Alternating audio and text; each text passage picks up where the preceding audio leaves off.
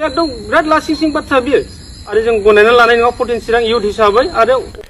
खुलुमबाय लोगोफोर आसा खालामो बयबो मोजाङैनो दङ दिनै जोंनि टपिकआ जाहैबाय BTC इलेक्शन दा BTC इलेक्शननि खायसे बारहावा दा बेनि सोमोन्दै जों सावरायगोन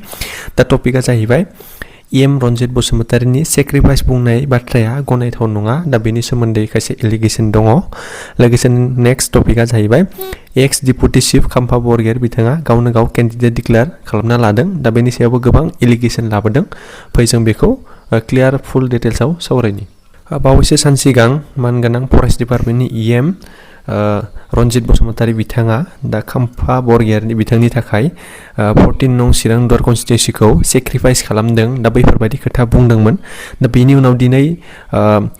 बिथाङानो बुंफिनबावदों दि 14 नं चिरां दुवार बियाबाव UPPL निफ्राय काम्पा बरगयारीनो टिकेट मोनगोन बियो 100% रोखा होननानै दा बे खोथाखौ मोनसे ससियेल मिडियानि गेजेरजों जोङो मोननो हानाय जादों मानगोनां रन्जित बसुमतारीनि एगेन्स्टआव मोनसे पस्टखौ जोङो फेसबुकनि गेजेरजों मोननाय जादों दा बे जाहैबाय थांनाय माखासे सान सिगां जोंनि दानि BTRनि मावफुं सोद्रोमा आरो हाग्रा बिफाननि मन्त्रि रन्जित बसुमतारीया 14 नं चिरां दुवार बियाबनि काम्पा बरगयारीनो सेक्रिफाइस खालामदों होननाय बाथ्राया गनायथाव नङा मानोना राजखान्थियाव बिब्दि सेक्रिफाइसनि खोथा फैया जों रायजो राजायासो सायख'गोन जोंनि जायखौ नांगौ बे बिसायख'थियाव जों 14 नं चिरां दुवार रायजोफोरनो डक्टर सांग्रां सारखौसो नांगौ बिथाङा सिगांनिफ्रायनो रायजो राजानि थाखाय खामानि मावबोगासिनो दं दा बाथ्राया जाहैबाय खायसे रायजो राजा बिथांमोननो काम्पा बरगयारीनि एगेन्स्टआव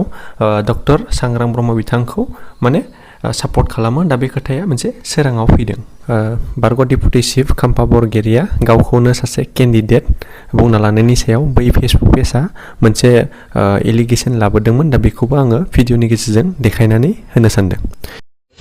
मोनाबिलि आं बयनिसिमबो खुलुमनाय जासिबाय पटेन चिरां इउथनि जानानै आङो रायजो राजानो आं बेखौनो दिनैनि गेजेराव फोरमायनो सानदों नै दाख्लै साननैसो सिगां एक्स डिपुटि चिफ काम्पा बरगयारीया जे गावखौनो पटेन चिरां दुवाराव केन्डिडेट सासे जाबाय होननानै बे फोसावना लादों आरो हाइकामान्डनि खोथाखौ मानियाखै बे हाइकामान्डनि गोजौआव थानानै बियो खामानि मावनो नागिरदों आरो जिखिनि नोङो गावनि केन्डिडेट माबाखौ डिक्लेयार खालामना लाबाय बियो आयेननि बेरेखा जादों हाइकामान्डनि बारगा मावनाय जादों जों बेखौ फोरमायो आरो उइनाव आरो जाहाथे नों बिदि खालामनानै